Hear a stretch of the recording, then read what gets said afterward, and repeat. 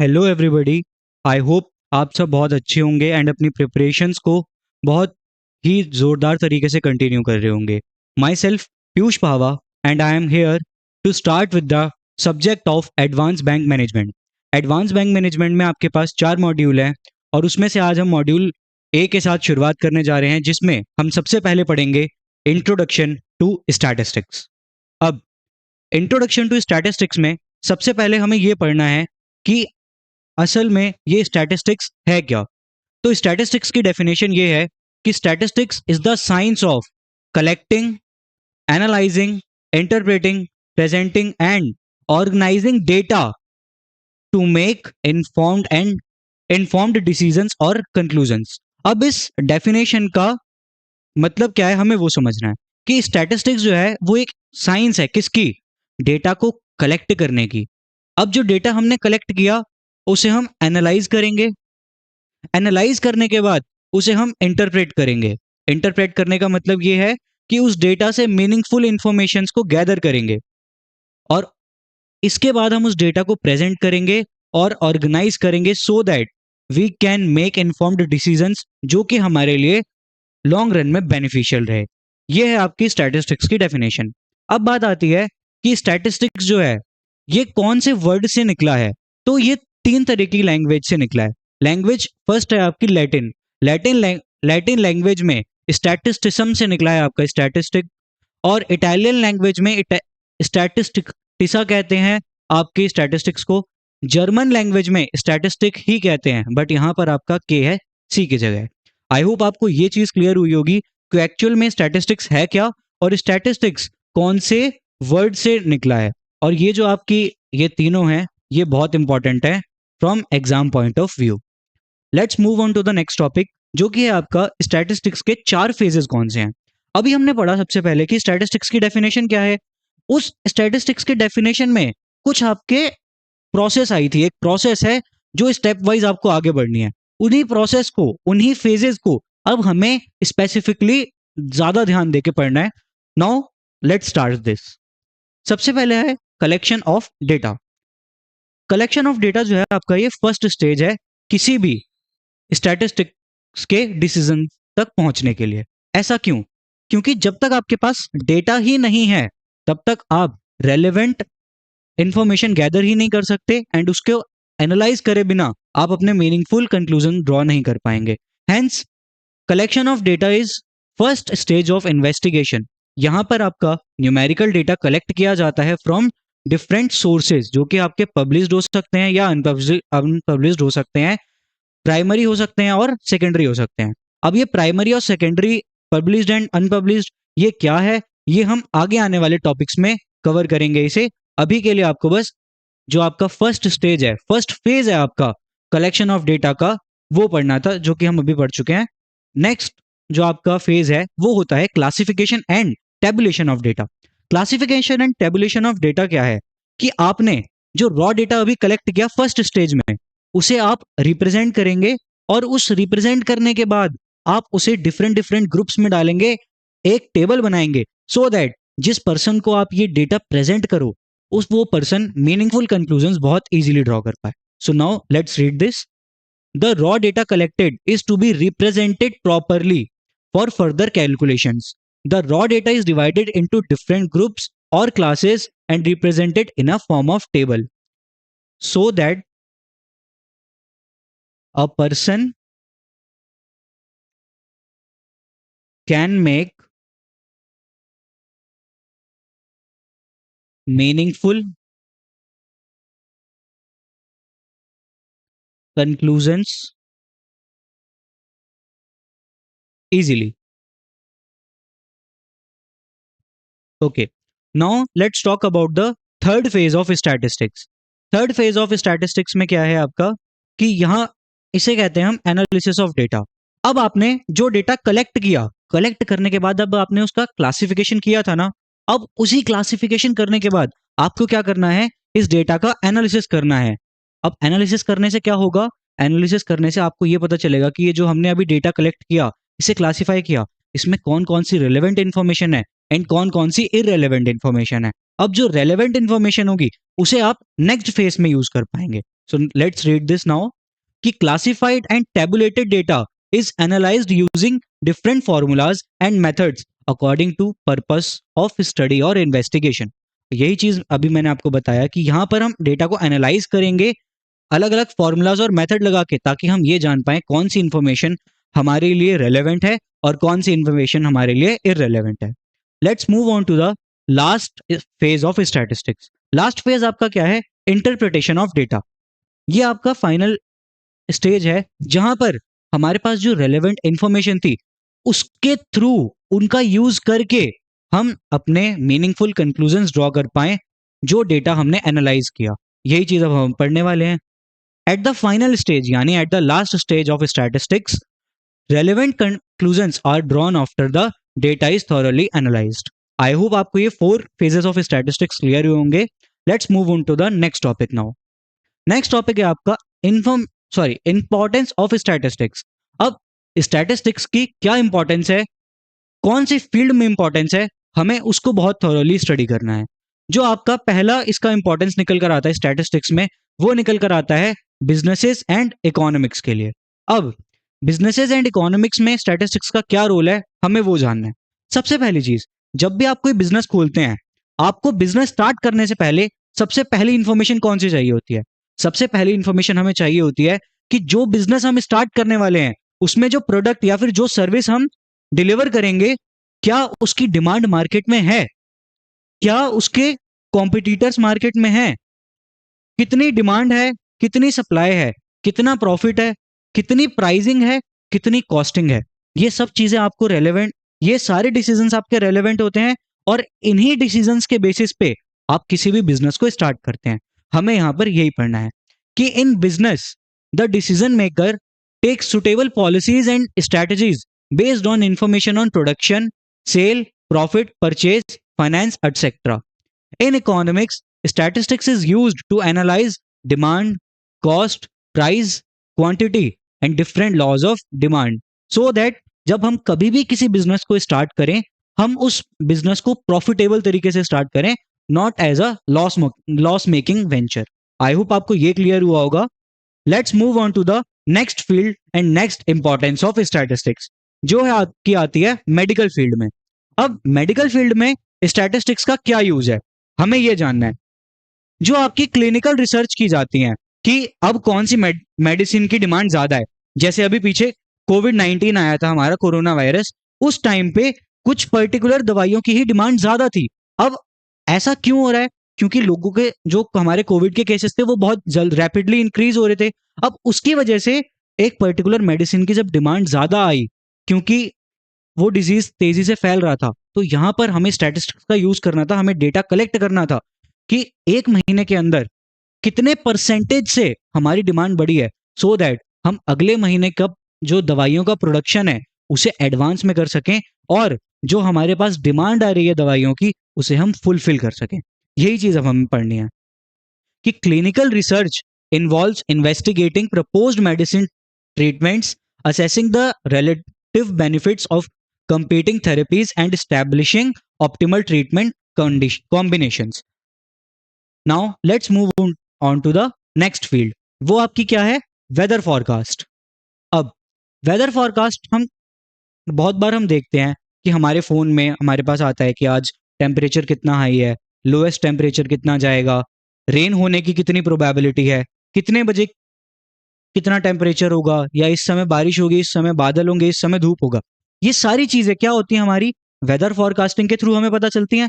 Weather forecasting में भी आपका स्टैटिस्टिक्स का यूज होता है और प्राइमरीली इसमें रिग्रेशन टेक्निक्स और फिर टाइम सीरीज एनालिसिस का यूज होता है, जिससे हम पास्ट के डेटा को यूज करके निकालते हैं और करंट की कंडीशंस को उसके साथ मैच करके निकालते हैं कि आज का वेदर कैसा होगा. यही चीज यहाँ पे लिखी है कि statistical methods like regression techniques and time series analysis are used in weather forecasting. Now stock market में किस तरीके से हम यूज करते हैं अपने स्टैटिस्टिक्स को, हमें वो पढ़ना है. तो स्टॉक मार्केट में क्या होता है, हमें ये जानना होता है, हमें कंपनी के चार्ट्स को स्टडी करना होता है कि इस कंपनी ने पिछले साल कितना प्रॉफिट कमाया था, पिछले साल कितनी सेल्स की थी, इसका कौन कौन से रेशियो किस तरीके से वर्क कर रहे हैं, कंपनी में क्या प्रमोटर में कितना इन्वेस्ट किया है, ये सारी चीजें हमें जाननी होती हैं, और इन सब में भी जो आपके रिग्रेशन और कोरिलेशन है इसका भारी यूज किया जाता है। जो आपकी टाइम सीरीज एनालिसिस है कि पिछले 1 साल में कंपनी कितने % ग्रो करी है, आगे कितना ग्रो करेगी, इस सब के लिए जो चार्ट्स की स्टडी होती है, जो मेथड्स आपके यूज किए जाते हैं वो सभी स्टैटिस्टिकल मेथड्स होते हैं। इसलिए स्टॉक मार्केट में भी आपका जो स्टैटिस्टिक्स है उसकी इंपॉर्टेंस बहुत ज्यादा है। Now we have to read this कि statistical methods like correlation and regression and time series ये कहाँ यूज होते हैं? Forecasting of stock prices. Now अब हमें जानना है कि जो बैंक फील्ड है, बैंकिंग की फील्ड में किस तरीके से स्टैटिस्टिक्स का यूज होता है। तो देखिए, हमें हमेशा जो आरबीआई होता है वो अपनी गाइडलाइंस इशू करता है बैंक्स के लिए कि उन्हें अपने जो डिपॉजिट्स उनके पास आ रहे हैं उसका कितने % लोन आगे देना है, क्या रेशियो होना चाहिए, जो पर्सन आ रहा है हमारे पास उसकी क्या क्रेडिबिलिटी होना चाहिए, उसका क्रेडिट स्कोर क्या होना चाहिए लोन देने के लिए, रेट ऑफ इंटरेस्ट क्या होना चाहिए, किस रेट ऑफ इंटरेस्ट पे आरबीआई को ये बैंक्स पैसा रीपे करेंगे, क्योंकि जो बैंक्स होते हैं वो भी बहुत बार आरबीआई से अमाउंट बोरो करते हैं। तो जो हमारे बैंक्स हैं वो किस रेट पे आरबीआई को पैसा वापस करेंगे, ये सारी चीजें आरबीआई अपनी गाइडलाइंस में इशू करता है। और ये सारी चीजें कैसे निकाली जाती हैं? Through the use of statistics. यहाँ पे देखिए, in banking industry credit policies are decided based on statistical analysis of profitability, demand deposits, time deposits, credit ratio, number of customers and many other ratios. इन सभी का use करके RBI जो है वो गाइडलाइंस इशू करती है to the banks. Now last है जो आपका इंपॉर्टेंस जो आपकी स्टैटिस्टिक्स में हमें पढ़नी है वो ये है कि स्पोर्ट्स में किस तरीके से स्टैटिस्टिक्स का यूज किया जाता है। लेट्स टेक एन एग्जांपल कि एक प्लेयर है ए, एक प्लेयर है बी। अब प्लेयर ए जो है उसने रन बनाए आपके 0 पहले मैच में, दूसरे मैच में बनाए 2, और लास्ट मैच में उसने बनाए 98 रन। वेयर एज जो आपका प्लेयर बी है उसने आपके पहले मैच में रन बनाए 30, दूसरे मैच में बनाए 35 और तीसरे मैच में भी बनाए 35। अब अगर आपको अब देखिए, इन दोनों प्लेयर्स ने टोटल में तो रन 100 बनाए हैं, लेकिन आपको इन दोनों में से एक ही प्लेयर को सिलेक्ट करना है, तो आप किस प्लेयर को सिलेक्ट करेंगे? ये सारे यूज इस केस को भी हम किस में स्टडी करते हैं? स्टैटिस्टिक्स में। बाय द वे, ये जो आपका ये क्वेश्चन है इसका आंसर जो है वो हम पढ़ेंगे नेक्स्ट चैप्टर में, जो कि आपका measures of dispersion and measures of central tendency. जब हम वो चैप्टर का हमारा पढ़ रहे होंगे उस टाइम पे इस टाइप के क्वेश्चंस हम करेंगे, and then we will find कि कौन से प्लेयर को हमें चूज करना है। तो स्पोर्ट्स में किस तरीके से यूज किया जाता है स्टैटिस्टिक्स को? Now we have to read that कि players use statistics to identify and rectify their mistakes. A proper understanding of statistics determines the success of a team or single athlete. यहाँ पे एक जो ये पहला वाला आपका पॉइंट है कि प्लेयर जो है वो यूज करते हैं स्टैटिस्टिक्स को अपनी मिस्टेक्स आइडेंटिफाई करने के लिए। ये इसलिए होता है कि प्लेयर्स ये देखते हैं कि मेरा प्रीवियस परफॉर्मेंस कैसा था और उसके बेस पे मुझे कौन सी ट्रेनिंग करनी है जिससे मैं अपनी स्किल्स को और एनहेंस कर पाऊं। तो ये आपका यूज होता है स्टैटिस्टिक्स का, और ये होती है आपकी overall importance of statistics. Now we have to study the next topic which is functions of statistics. तो स्टैटिस्टिक्स का सबसे पहला फंक्शन क्या है कि जो स्टैटिस्टिक्स है ये आपके जो डिफरेंट डिफरेंट फैक्ट्स हैं, जो हमने डेटा कलेक्ट किया था उसमें हमारे पास डिफरेंट डिफरेंट फैक्ट्स आए थे, उसे स्टैटिस्टिक्स एक डेफिनाइट फॉर्म में प्रेजेंट करता है। जो दूसरा फंक्शन है स्टैटिस्टिक्स का वो ये है कि ये जो हमारा कॉम्प्लेक्स डेटा है उसे सिंप्लीफाई करता है।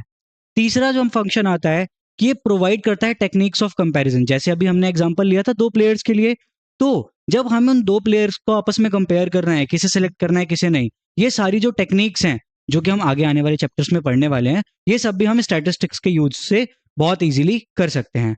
जो इसका नेक्स्ट फंक्शन होता है वो होता है कि ये रिलेशनशिप स्टडी करता है 2 और मोर वेरिएबल्स के बीच में।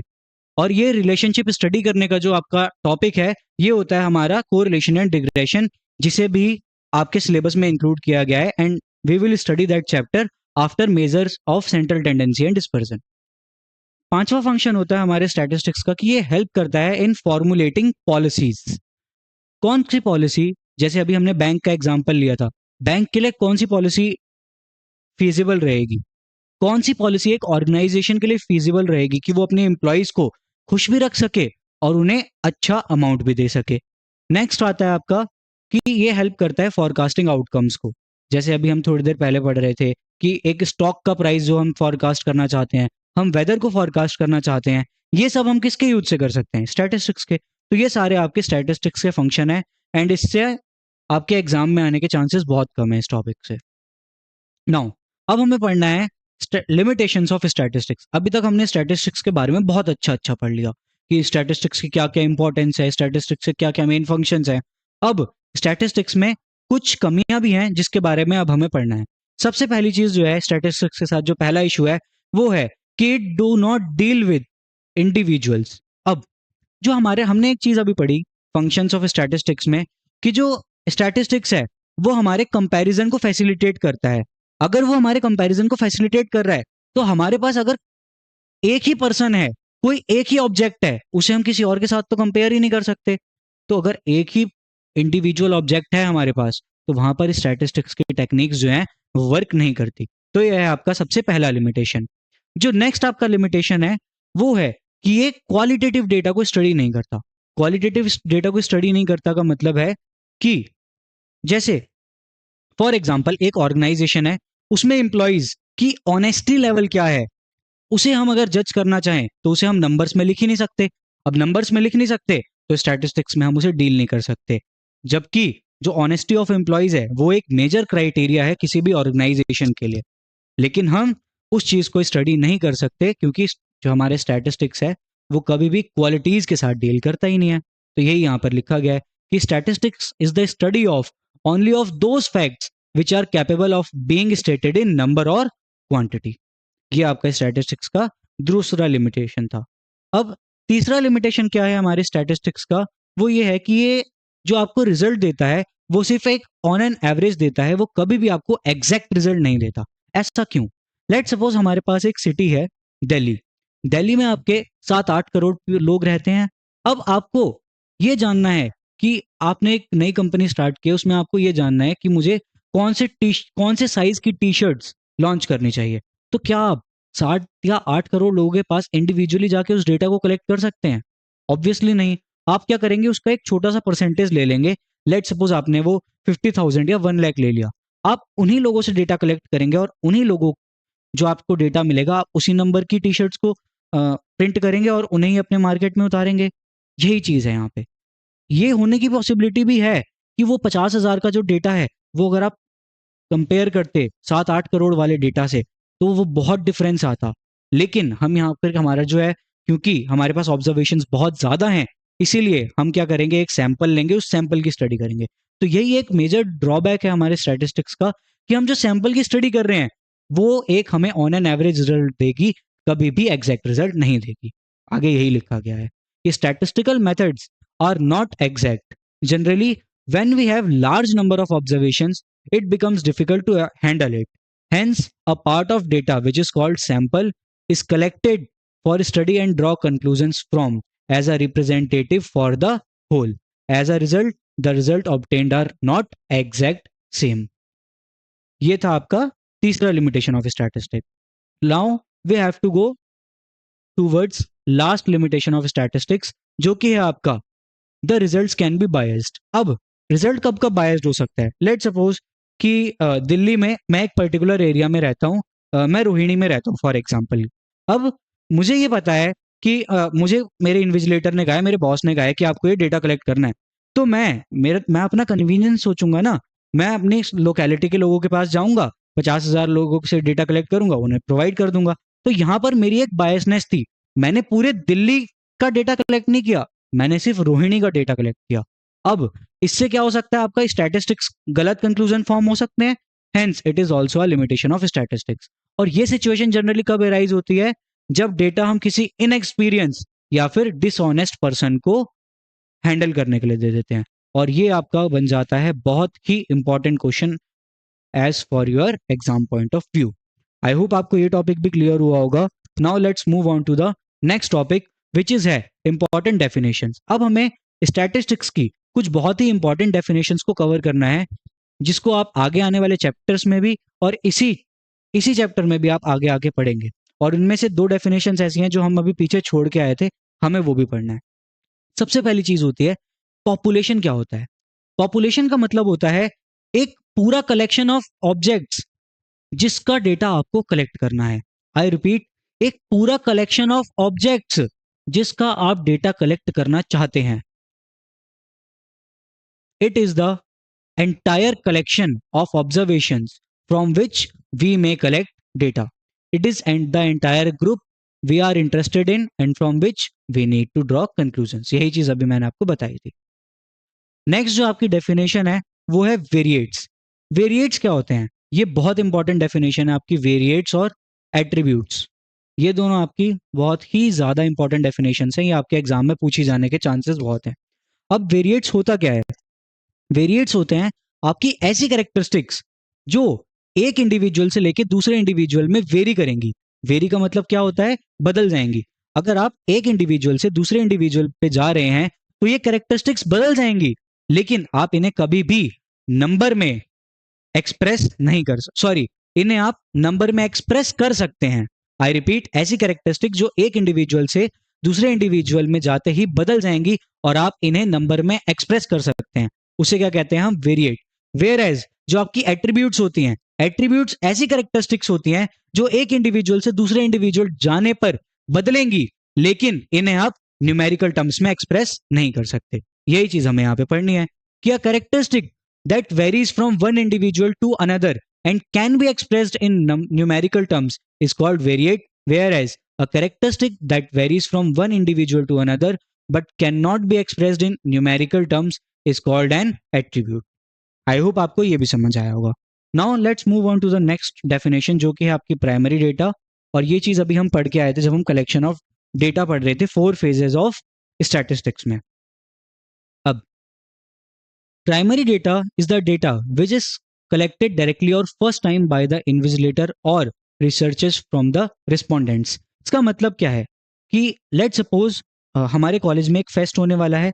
कॉलेज के एक फेस्ट में आपको डेटा कलेक्ट करना है कि कौन कौन सी हाइट के बच्चे आ रहे हैं। अब अगर आप ये डेटा फर्स्ट टाइम कलेक्ट कर रहे हैं तो वो आपका होगा प्राइमरी डेटा। लेकिन अगर आप जाते हैं अपने पीटी टीचर के पास, उनसे कहते हैं कि आपके पास जो हाइट्स ऑफ स्टूडेंट्स का रिकॉर्ड है आप हमें वो दे दीजिए, वो होगा secondary data.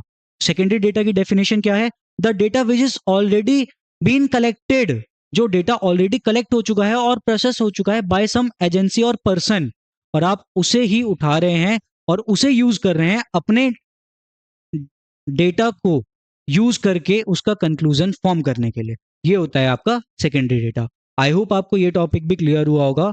Let's move on to the next topic जो कि है आपका क्लासिफिकेशन ऑफ डेटा। अब क्लासिफिकेशन ऑफ डेटा क्या होता है? एक ऐसा मेथड जिसमें आप सिमिलर आइटम्स के ग्रुप को, आई रिपीट, सिमिलर आइटम्स के ग्रुप को एक साथ क्लासिफाई, एक साथ अरेंज कर देते हैं, उसे हम कहते हैं classification of data. I repeat, एक ऐसा मेथड जिसमें आप सिमिलर आइटम्स को एक ही ग्रुप में अरेंज कर देते हैं, उसे हम कहते हैं क्लासिफिकेशन ऑफ डेटा। अब इसे हम पढ़ते हैं, the method of arranging data into homogeneous group. अब यहां पे होमोजीनियस का मतलब क्या होता है मैं आपको पहले वो बता देता हूं, जस्ट अ सेकेंड। होमोजीनियस का मतलब होता है, होमोजीनियस ग्रुप का मतलब होता है ग्रुप ऑफ सिमिलर आइटम्स और आइटम्स विद सिमिलर कैरेक्टरिस्टिक्स। ये आपका मतलब होता है होमोजीनियस ग्रुप्स का। The method of arranging data into homogeneous group और classes to the same characteristic present in the data is called classification of data. अब classification of data के हमारे पास 4 बेस होते हैं। हम क्लासिफिकेशन ऑफ डेटा को 4 basis पे कर सकते हैं।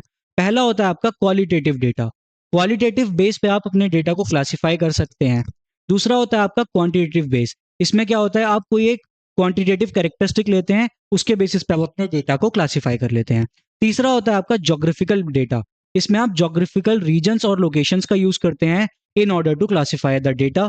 और आपका लास्ट होता है क्रोनोलॉजिकल बेसिस ऑफ क्लासिफिकेशन, जिसमें आप क्या करते हैं, डेटा को क्लासिफाई या अरेंज करते हैं किस बेसिस पे, उसके टाइम ऑफ अकरेंस पे। लेट सपोज सबसे पहले 1907 का कुछ लिखा हुआ है, आपने उस डेटा को एक साथ लिख दिया। फिर 2007 का लिखा हुआ है, आपने उस डेटा को एक साथ कलेक्ट कर दिया। तो इसे हम कहते हैं chronological base of classification of data. I hope आपको ये टॉपिक भी समझ आया होगा। Let's move on to the next topic, जो कि है आपका जस्ट अ सेकेंड, जो कि है आपका टाइप्स ऑफ क्लासिफिकेशन। अभी तक हमने क्या पढ़ा कि क्लासिफिकेशन होता क्या है और कौन कौन से बेसिस पे आप डेटा को क्लासिफाई करेंगे। अब हम पढ़ेंगे कि कितने तरीके के क्लासिफिकेशन होते हैं। सबसे पहला जो आपका क्लासिफिकेशन का तरीका होता है उसे हम कहते हैं one way classification. One way classification में क्या होता है, हमारे पास सिंगल कैरेक्टरिस्टिक ही होता है। आई रिपीट, यहां पर आपके पास सिर्फ सिंगल कैरेक्टरिस्टिक ही होता है और उसका यूज करके आप क्लासिफिकेशन करते हैं, तो इसे हम कहते हैं वन वे क्लासिफिकेशन।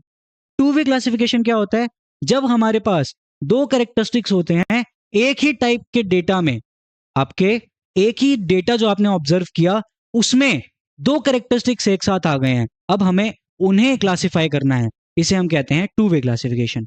और आपका लास्ट वे होता है मल्टी वे क्लासिफिकेशन, जिसमें आपको दो से ज्यादा कैरेक्टरिस्टिक्स मिले हैं एक ही डेटा में, जिसमें आपको दो से ज्यादा कैरेक्टरिस्टिक्स मिले हैं एक ही डेटा में और उसे आपको क्लासिफाई करना है, इसे आप क्या कहेंगे, मल्टीवे क्लासिफिकेशन। आई होप आपको ये क्लियर हुआ होगा। Let's move on to the next topic now, जो कि है आपका फ्रीक्वेंसी डिस्ट्रीब्यूशन। अब फ्रीक्वेंसी डिस्ट्रीब्यूशन पढ़ने से पहले आपको यह समझना होगा कि फ्रीक्वेंसी होती क्या है। तो फ्रीक्वेंसी क्या होती है आपकी, उसे हम पढ़ते हैं सबसे पहले।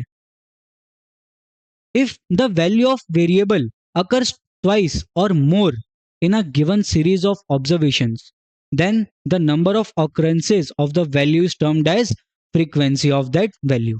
इसका मतलब क्या है कि लेट सपोज हमारे पास एक डेटा है, उस डेटा में हम डेटा बना लेते हैं पहले 1,1,2,3,3,3,4,5,6,7,7 ये हमारे पास एक डेटा हो गया। अब ये डेफिनेशन हमसे कह रही है कि कोई भी वेरिएबल जो दो या दो से ज्यादा बार एक ही गिवन सीरीज में आ रहा है, तो जितनी बार वो हमारा वेरिएबल रिपीट हो रहा है उसे हम कहेंगे फ्रीक्वेंसी। तो जैसे यहां पर आपका जो एक है वो दो बार आ रहा है, तो एक की फ्रीक्वेंसी कितनी होगी, दो। दो की फ्रीक्वेंसी कितनी होगी, दो। तीन की फ्रीक्वेंसी कितनी होगी, दो। सात की फ्रीक्वेंसी कितनी होगी, दो। सॉरी, तीन की फ्रीक्वेंसी तीन होगी यहां पर, ठीक है। चार की फ्रीक्वेंसी होगी एक, पांच की होगी एक, छह की होगी एक। इसे हम क्या कहते हैं, फ्रीक्वेंसी। अब फ्रीक्वेंसी डिस्ट्रीब्यूशन क्या होता है, फ्रीक्वेंसी डिस्ट्रीब्यूशन होता है आपका एक डेटा को रिप्रेजेंट करने का तरीका जिसमें हम टेबल बनाते हैं और पहले हम लिखते हैं वेरिएबल और उसके कॉरस्पॉन्डिंग साइड हम लिखते हैं फ्रीक्वेंसी। जैसे ये आपका डेटा था, अब हम इसे टेबुलर फॉर्मेट में लिखते हैं। इस साइड आ जाएगा आपका वेरिएबल और इस साइड आ जाएगा आपकी फ्रीक्वेंसी। तो सबसे पहले आपका वेरिएबल है वन, वन कितनी बार आ रहा है, टू टाइम्स आ रहा है, तो ये आपका क्या बन गया,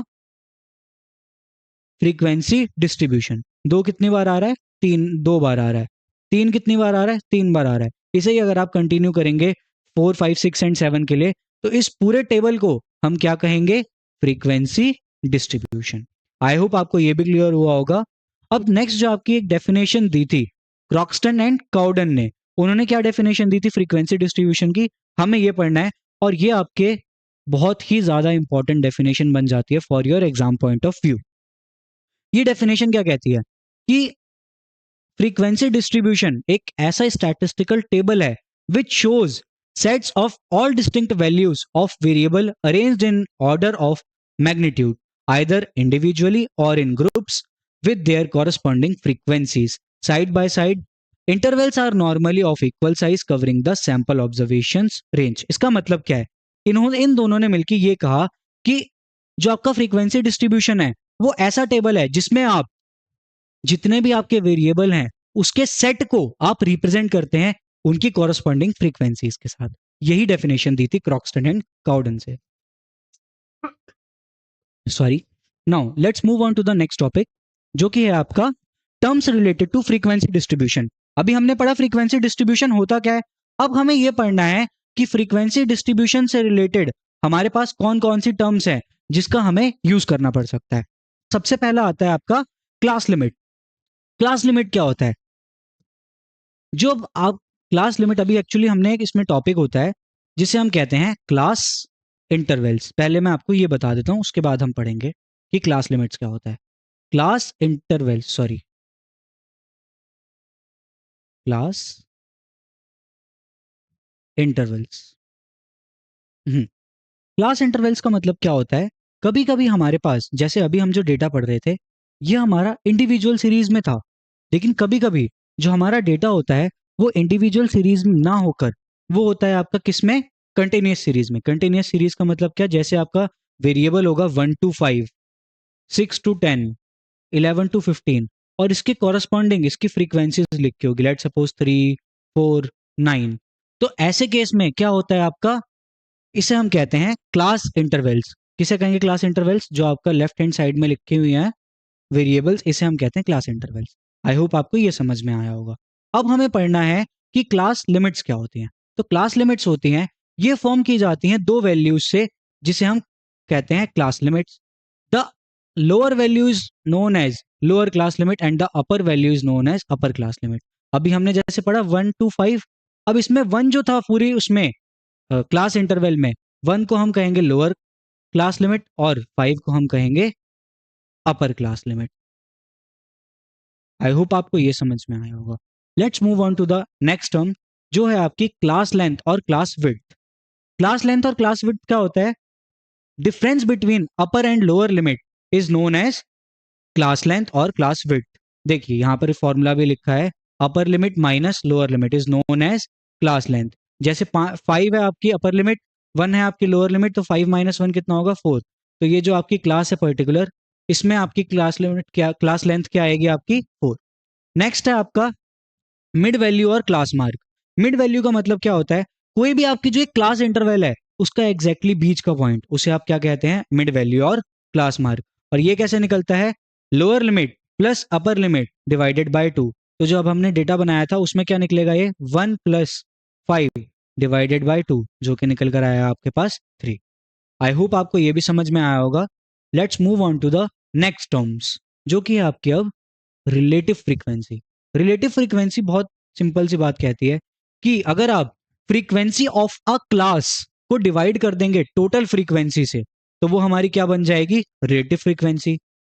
इसी का बड़ा भाई होता है हमारा परसेंटेज फ्रीक्वेंसी। वो क्या कहता है कि class frequency divided by total frequency, जो कि आप अभी रिलेटिव फ्रीक्वेंसी में कर रहे थे, उसे अगर आप 100 से मल्टीप्लाई कर दोगे तो हमारे पास आ जाएगी परसेंटेज फ्रीक्वेंसी। नेक्स्ट होती है आपकी जो टर्म होती है वो होती है फ्रीक्वेंसी डेंसिटी।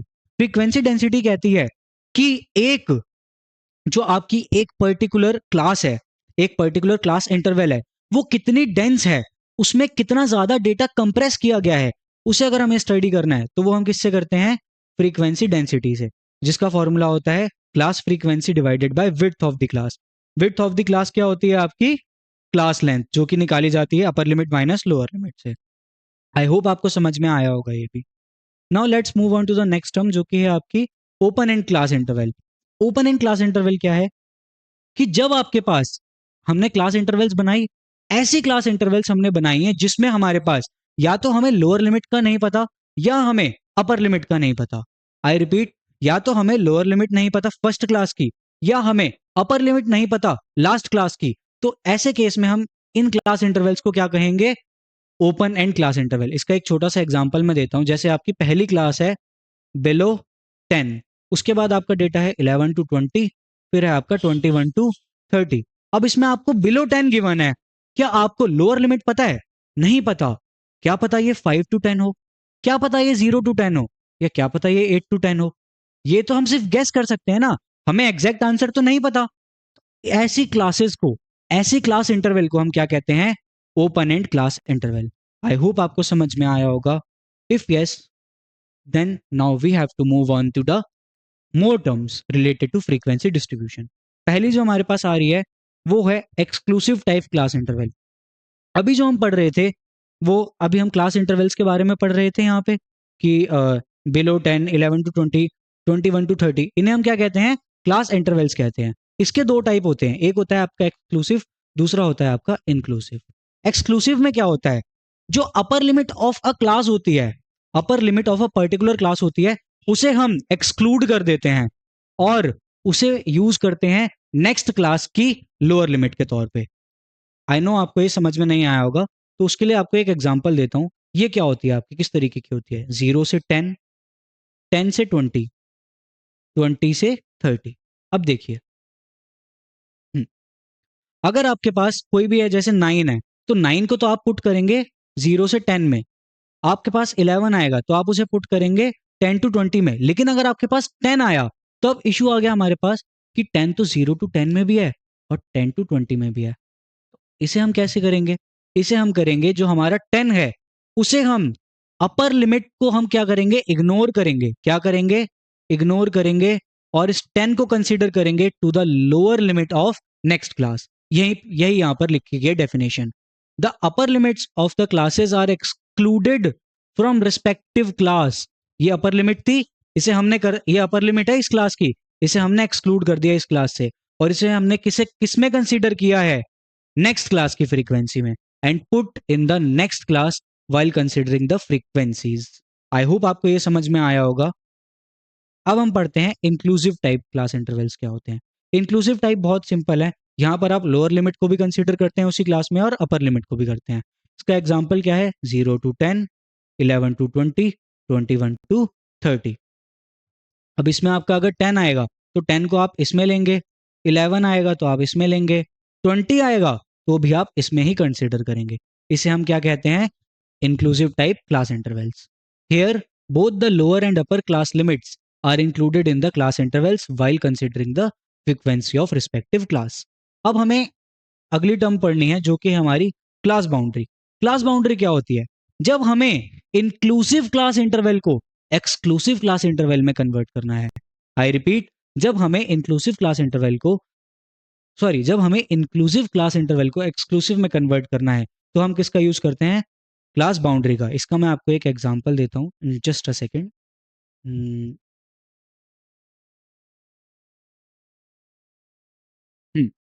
लेट सपोज हमारे पास डेटा है 0 टू 10, नेक्स्ट है हमारे पास 11 टू 20, फिर है हमारे पास 21 to 30।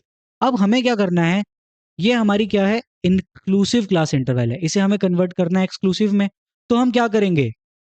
Lower limit of a class minus upper limit of preceding class divided by 2। I repeat, lower limit of a particular class minus upper limit of preceding class divided by 2। ये क्या आएगा आपका? 1 divided by 2, जो होता है आपका 0.5। अब इस 0.5 का हम क्या यूज करेंगे? इसे हम upper limit of every class से माइनस करेंगे, upper limit of every class में ऐड करेंगे और lower limit of every class में माइनस करेंगे। तो ये क्या होगा आपका? 0 से 10.5, क्योंकि हमने ऐड किया 0.5 को 10 में, तो ये 10.5 हुआ। 11 में से हम 0.5 को माइनस करेंगे, वो क्या आएगा आपका? 10.5। तो नेक्स्ट आपका बन जाएगा 10.5 से 20.5, क्योंकि हमने 20 में भी 0.5 ऐड किया। 21 में 0.5 माइनस किया तो कितना आएगा? 20.5 माइनस 30.5। तो ये आपका क्या बन गया अब? Exclusive class intervals. तो अगर हमें एक्सक्लूसिव से इंक्लूसिव से एक्सक्लूसिव में जाना है, तो हम किसका यूज करते हैं? क्लास बाउंड्रीज का। नाउ इसी के साथ आपका जो ये पहला चैप्टर था, इंट्रोडक्शन टू स्टैटिस्टिक्स, वो आपका खत्म हो जाता है। आई होप आपको इस चैप्टर में सारी चीजें समझ में आई होंगी। If yes, then please hit the like button and comment down your review about the class. Thank you so much everyone.